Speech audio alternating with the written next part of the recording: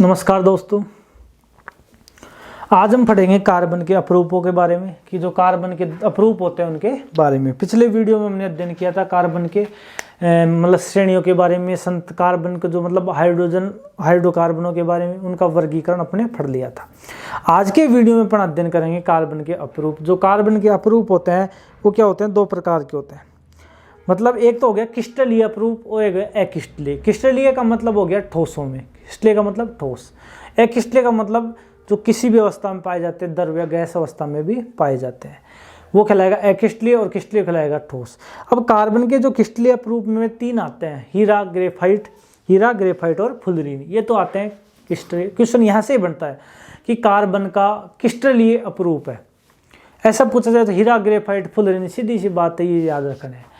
और कार्बन के अक्रिस्टलीय अपरूपों की बात करें तो हो जाएगा कोक, हो जाएगा चारकोल, हो जाएगा काजल, हो जाएगा जंतु चारकोल, हो जाएगा और गैस कार्बन हो जाएगा। ठीक है, तो अब एक सारणी बनाते हैं कार्बन के अपरूपों के बारे में। किसके? कार्बन के अपरूप। ठीक है, कितने प्रकार के बांटे थे? दो प्रकार। एक तो बात है क्रिस्टलीय, एक है अक्रिस्टलीय। देखिए दोस्तों, इससे पहले एक अपरूप वर्ड है, उस अपरूप वर्ड की क्या बता देता हूं, परिभाषा बना देता हूं कि किसी तत्व के में दो या दो से अधिक रूप जिनके गुणधर्म तो सेम होते हैं। गुणधर्म तो क्या होते हैं, मतलब गुणधर्म एक दूसरे से क्या होते हैं, मतलब किसी तत्व के दो या दो से अधिक ऐसे गुणधर्म जो एक दूसरे से क्या होते हैं, अलग होते हैं। क्या होते हैं? अलग होते हैं। क्या कहलाती है? अपरूप कहलाती है। क्या कहलाती है? अपरूप कहलाती है। क्रिस्टलीय की बात करें, अक्रिस्टलीय। क्रिस्टलीय के अंतर्गत अपने तीन आ गया था, हीरा, ग्रेफाइट और फुलरीन। ये कितने भागों में बट गया? हीरा, ग्रेफाइट और फुलरीन। अक्रिस्टलीय की बात करें, अक्रिस्टलीय में आ गया कोक, आ गया चारकोल, आ गया काजल, आ गया गैस कार्बन, आ गया। ठीक है, एक जंतु कार्बन होता है तो जंतु कार्बन आ गया। क्या क्या क्या आगे? कोक आ गया, चारकोल आ गया और जंतु चारकोल आ गया, गैस कार्बन आ गया, काजल आ गया, कास्ट चारकोल हो जाता है, कास्ट चारकोल। ये क्या आता है? कार्बन के अक्रिस्टलीय अपरूप। किसमें? अक्रिस्टलीय अपरूप में। और ये आता है क्रिस्टलीय, मतलब ये ठोस अवस्था में आता है। किसमें? ठोस अवस्था में। और ये क्या आता है? अक्रिस्टलीय अपरूप। ठीक है, तो अब अपन पढ़ते हैं, ये इनको पढ़ते हैं, फिर जो इंपॉर्टेंट इनमें से लगेगा अपन उसको पढ़ते हैं। सबसे पहले हेडिंग डाल लो हीरा। कार्बन के अपरूप के अंतर्गत पढ़ेंगे हीरे को कि हीरा क्या होता है।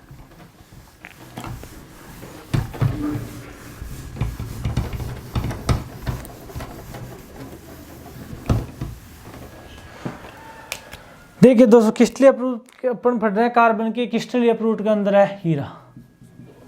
हीरे को बोलते हैं अपन डायमंड। क्या बोलते हैं दोस्तों? डायमंड भी बोलते हैं। ठीक है दोस्तों, तो हीरा होता है जो कार्बन का इसकी जो संरचना होती है, त्रिआयामी संरचना बनाता है। इसकी संरचना कैसी होती है? देखिए त्रिआयामी कैसी? त्रिआयामी संरचना बनाता है हीरा। कैसी संरचना? त्रिआयामी संरचना बताता है। ठीक है, और यह कार्बन का अति शुद्ध रूप है। कैसा रूप है? अति शुद्ध रूप। यह कार्बन का अति शुद्ध रूप है, मतलब सबसे शुद्ध रूप है कार्बन का। ये क्या है? अति शुद्ध रूप है।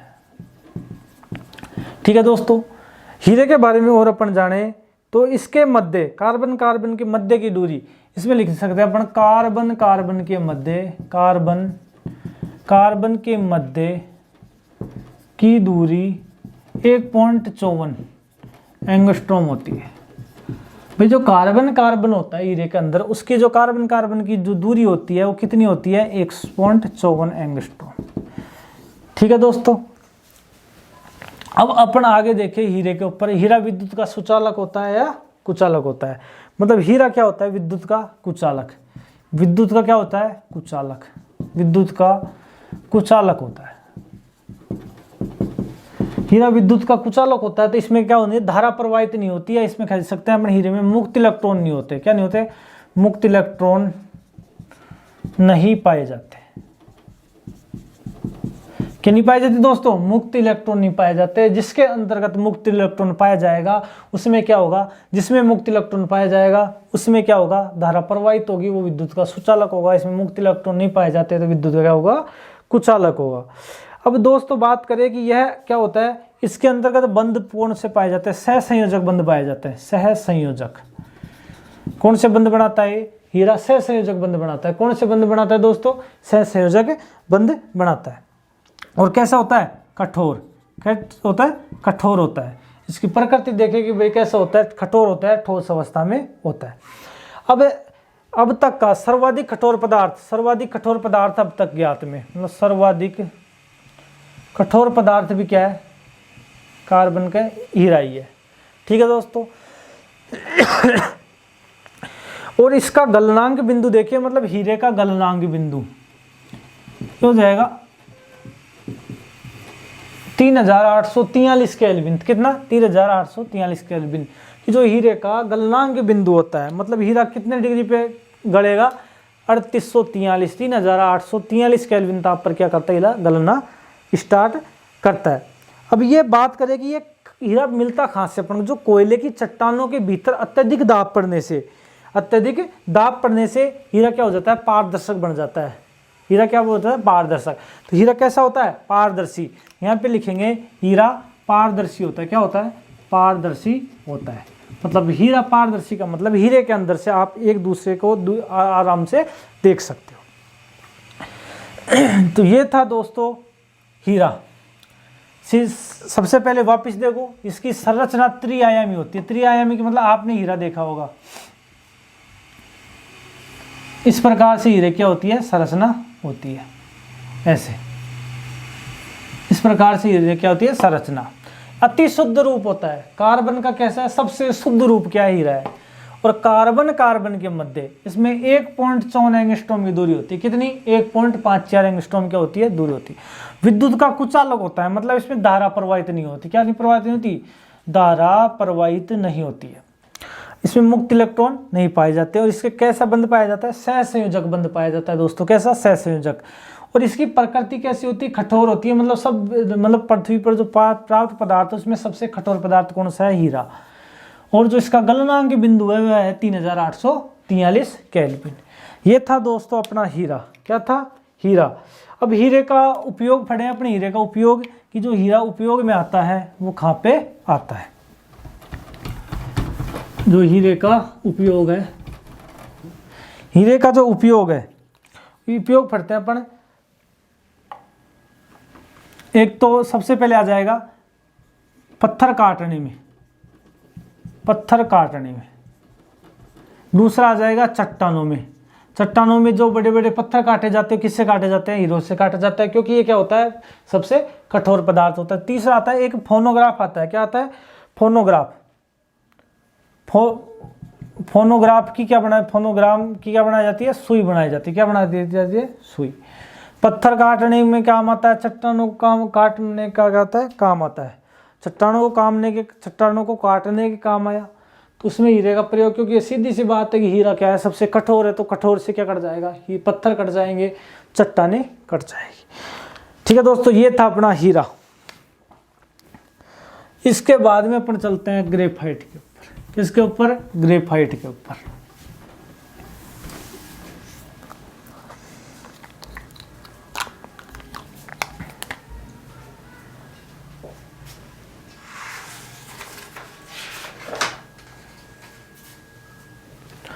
ग्रेफाइट की बात करते हैं दोस्तों अपन। किसकी?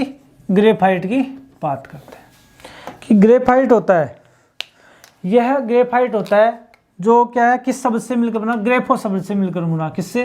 ग्रेफो शब्द से बनकर होता है, जिसका अर्थ होता है लिखना। जिसका अर्थ क्या होता है? लिखना। ठीक है दोस्तों, मतलब जो अपनी लिखने की वाली पेंसिल आती है, लिखने वाली क्या आती है? पेंसिल। वो किसकी बनी होती है? ग्रेफाइट की। सीधी सी बात, आप बचपन में लिख के आए होंगे पेंसिल में से, तो उस पेंसिल से क्या आता है? ग्रेफाइट की बनी होती है। जो काला काला उसके अंदर जो ढाली जाती है वो ग्रेफाइट की बनी होती है। अब अपन बात करें ग्रेफाइट की संरचना षटकोणीय होती है। संरचना की बात करें, इसकी संरचना षटकोणीय कैसे होती है? षटकोणीय संरचना होती है। और ये विद्युत का क्या होता है? सुचालक होता है। क्या होता है? विद्युत का सुचालक। मतलब ग्रेफाइट में क्या आता है? विद्युत। और ये अधातुओं में आता है। कैसे में? अधातु में आता है। अधातु होता है ग्रेफाइट, और विद्युत का क्या होता है? सुचालक। ये क्या होता है? अपवाद होता है, केमिस्ट्री का अपवाद है ये। ठीक है दोस्तों, इसके बारे में अपन बात करें कि ये कैसा होता है? चिकना होता है। कैसा होता है? चिकना होता है, या इस पे फिसल सकते हैं। फिसलनसार मतलब जो इस पे ऊपर चलेंगे तो ये क्या कर सकते हैं? अपन फिसल सकते हैं। और ये क्या होता है? चिकना होता है। क्या होता है? चिकना होता है। अपन बात करें इसके ऊपर कि जो ग्रेफाइट होता है, ग्रेफाइट का विद्युत का अपन और कहें तो ये अपारदर्शी होता है। क्या होता है? अपारदर्शी होता है। क्या होता है? अपारदर्शी होता है। अब आप भी जानते हो जो पेंसिल का कलर होता है, जो कैसी है पेंसिल, काली है तो काली में दिखेगा नहीं। तो ये था अपने ग्रेफाइट के बारे में। अब ग्रेफाइट में बात करते हैं, चमकीला पदार्थ होता है। कैसा पदार्थ होता है? चमकीला पदार्थ होता है। चमकीला पदार्थ होता है। देखो एक बार वापिस समझो, ग्रेफाइट ग्रेफो शब्द से मिलकर बना हो, जिसका अर्थ होता है लिखना। इसकी संरचना के बारे में बात करें तो इसकी संरचना होती है षटकोणीय। कैसी होती है? षटकोणीय। षटकोणीय संरचना है। विद्युत का कैसा है? सुचालक है। और कौन सी श्रेणी में आता है? अधातु है। भाई अपन ने एक आवर्त सारणी पढ़ी थी, उस आवर्त सारणी के अंतर्गत पढ़ा था, सॉरी इससे पहले वाला चैप्टर पढ़ा था, एक धातु अधातु वाला। तो अधातु में पढ़ा था कि जो विद्युत का सुचालक होता है और अपवाद होता है, ठीक है, और ये चिकना होता है, फिसलनसार होता है। मतलब ये क्या होता है? चिकना होता है, फिसलनसार, अपारदर्शी होता है। मतलब इस पे ऊपर आगे से देखा नहीं जा सकता। और कैसा पदार्थ होता है? चमकीला पदार्थ होता है। कैसा होता है? चमकीला पदार्थ होता है। इसके बारे में अपन बात करेंगे फुलरीन। क्या है? फुलरीन।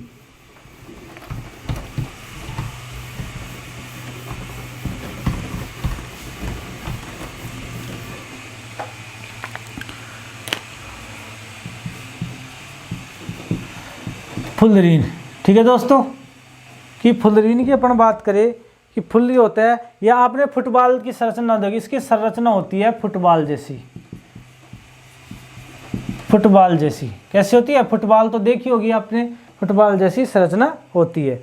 अब इसकी बात करें अपन कि जो फुलरीन होता है, इसको बकमिनिस्टर, इसको एक बकमिनिस्टर भी बोल सकते हैं, इसका दूसरा बकमिनिस्टर, बकमिनिस्टर फुलरीन भी इसको कहा जाता है। बकमिनिस्टर फुलरीन भी इसको कहा जाता है। इसका दूसरा नाम कह सकते हैं कि इसकी संरचना फुटबॉल, आपने फुटबॉल देखी होगी तो फुटबॉल जैसी क्या होती है? संरचना होती है। इसको बकमिनिस्टर फुलरीन भी कहते हैं। उसके बाद में अपन दोस्तों देखिए कि फुलरीन में अणु में 60-70 से भी अधिक बार पाए जाते हैं। मतलब कार्बन परमाणुओं की संख्या, कार्बन परमाणुओं की संख्या 60 से 70 के बीच में पाई जाती है। मतलब 60 से 70, 20 से भी अधिक पाई जाती है। मतलब 60-70 से क्या पाई जाती है? अधिक पाई जाती है। ठीक है दोस्तों, जो कार्बन 60 वाली है, जो कार्बन, वह कार्बन जिसके अंतर्गत 60 कार्बन होते हैं, क्या 60, ये सबसे स्थायी होती है। क्या होती है? सबसे स्थायी होती है। क्या होती है? सबसे स्थायी। इसको बोलते हैं बकमिनिस्टर फुलरीन। जो 60 कार्बन वाली फुलरीन है उसको क्या नाम देंगे? बकमिनिस्टर फुलरोन। ठीक है, फुटबॉल जैसी संरचना हो गई। बकमिनिस्टर नामक एक वैज्ञानिक ने इसका क्या किया था? निकाला था, खोजा था। और इसमें कार्बन की संख्या 60 पाई जाती है, 60-70 से भी अधिक पाई जाती है। जिसमें कार्बन की संख्या 60 होती है वो सबसे स्थायी फुलरीन होता है, उसको बकमिनिस्टर फुलरीन भी कहते हैं।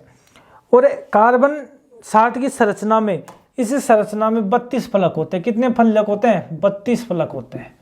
कितने फलक होते हैं? 32 फलक होते हैं। अपन उसके बारे में बात करें कि जो कार्बन 60 होता है, ये विद्युत का क्या होता है? विद्युत का कुचालक होता है। क्या होता है? कुचालक होता है। और इस कार्बन 60 की बात करें अपन कि इसके कार्बन के मध्य 1.40 एंगस्ट्रॉम क्या होती है? लंबाई होती है। 1.40 एंगस्ट्रॉम क्या होती है? लंबाई होती है। ठीक है दोस्तों, ये था अपने फुलरीन के बारे में। एक बार वापस देखिए कि जो फुलरीन होता है उसकी संरचना कैसी होती है? फुटबॉल के जैसे। अगर आपने फुटबॉल, ये फुटबॉल अपनी, ठीक है, तो इस प्रकार से अपन फटते हैं। फुटबॉल होती है अपने, उसके ऐसे ऐसे लगा होता है, इस प्रकार से मतलब इस प्रकार से लगी होती है इस पे। ठीक है दोस्तों, इस प्रकार से लगी होती है। तो ये क्या होती है, फुटबॉल के जैसी होती है। इसमें मतलब जो वैज्ञानिक था या खोज करता था, क्या नाम था, बकमिनिस्टर फुलरिन था। कार्बन परमाणुओं की संख्या 60 से 70 या 1 से भी अधिक पाई जाती है, 60-70 से अधिक पाई जाती है। वह फुलरिन जिसमें कार्बन की संख्या 60 होती है, क्या होती है, 60 होती है, उसे सबसे स्थायी फुलरिन होता है। उसमें 32 फलक पाए जाते हैं। कितने फलक पाए जाते हैं, 32। इसे बकमिनिस्टर फुलरिन भी कहा जाता है। यदि क्वेश्चन आए कि जो बकमिनिस्टर फुलरिन है वो किसे कहेंगे, कार्बन 60 को। ये विद्युत का कैसे होता है, कुचालक होता है। विद्युत का कैसे होता है, कुचालक। और इसमें कार्बन के मध्य जो लंबाई होती है वो 1.40 एंगस्ट्रॉम होती है। क्या होती है, 1.40 एंगस्ट्रॉम होती है। अब अपन क्या करें, इसके उपयोग पढ़े कि फुलरिन के उपयोग है, फुलरिन के उपयोग पढ़े इसके। सबसे पहले इसको अपन उपयोग करेंगे प्राकृतिक गैस के शुद्धिकरण में। प्राकृतिक गैस के शुद्धिकरण में, प्राकृतिक गैस के शुद्धिकरण में अपन क्या करते हैं, इसका उपयोग करते हैं। आणविक बेयरिंग में, कैसे में, आणविक बेयरिंग में, मतलब जो अणु होते हैं, अणुओं के मध्य क्या बनाई जाती है, जो बेयरिंग होती है, जैसे बम बनाते हैं उनके अंदर बेयरिंग लगा दी जाती है। किसकी लगाई जाती है, फुलरिन की बनाई जाती है। तो दोस्तों ये था अपना कार्बन के बारे में। अब और बता देता हूँ 1-2 कि जैसे कार्बन का यौगिक है क्लोरोफ्लोरो कार्बन CCl4। ठीक है, क्लोरोफ्लोरो कार्बन, ये कार्बन होता है, इसको फ्रियोन भी बोला जाता है। क्या बोला जाता है, फ्रियोन भी बोला जाता है। और ये कहाँ पे काम आता है, रेफ्रिजरेटर और एयर कंडीशनर, मतलब AC में प्रशीतक के रूप में काम किया जाता है। और वर्तमान में इस पर क्या लग रहा है, बैन लग रहा है। ठीक है, क्या लग रहा है, वर्तमान में बैन लग रहा है, क्योंकि ओजोन परत को सर्वाधिक नुकसान इन्हीं से होता है। एक होता है CCl4 क्लोरोफॉर्म, जो निश्चेतक, जो मतलब किडनैपिंग करते हैं, मतलब जो भी गतिविधि करते हैं, आपराधिक गतिविधि करते हैं, जिनके अंदर ज़्यादा से ज़्यादा किसका यूज किया जाता है, क्लोरोफॉर्म का यूज किया जाता है। फिर इसके अंदर आती है CNG। कैसे आती है, CNG संपीड़ित प्राकृतिक गैस, वो भी किसका है, कार्बन का ही रूप है। तो इस प्रकार से कार्बन के क्या है, बहुत रूप है। ठीक है दोस्तों, तो ये था अपना कार्बन के बारे में चैप्टर। ये कार्बन का पूरा होता है यहाँ पे। आशा करता हूँ कि, और इस कार्बन के साथ ही आपकी केमिस्ट्री कंप्लीट होती है। यहाँ पे राजस्थान पुलिस लेवल की जो केमिस्ट्री है वो क्या होती है, पूरी होती है। ठीक है दोस्तों, आशा करता हूँ कि फिजिक्स और जो मैंने केमिस्ट्री पढ़ाई है वो आपको समझ में आई होगी और सभी प्रतियोगिता परीक्षाओं में लाभदायक रहेगी। इनसे क्वेश्चन बाहर नहीं जाएगा, ये हमारा दावा है आपसे। और इससे अधिक कंटेंट लेने के लिए जो राजस्थान पुलिस की एग्ज़ाम के बाद में पटवारी बैच चलेगा, NTPC बैच चलेगा, ये था राजस्थान पुलिस के लेवल से। ठीक है दोस्तों, तो जो आपको यदि अधिक ज्ञान लेना है तो आप राजस्थान वो NTPC और उसके बाद में पटवारी का जो होगा सिलेबस होगा, वो हम इसके बारे में रेगुलर वीडियो आएंगे। ठीक है दोस्तों, तो और भी साइंस अच्छी पढ़ने के लिए, और भी डीपली साइंस पढ़ने के लिए आप उन बैचों को ज्वाइन कीजिए। YouTube से आप पढ़ लीजिएगा। धन्यवाद दोस्तों।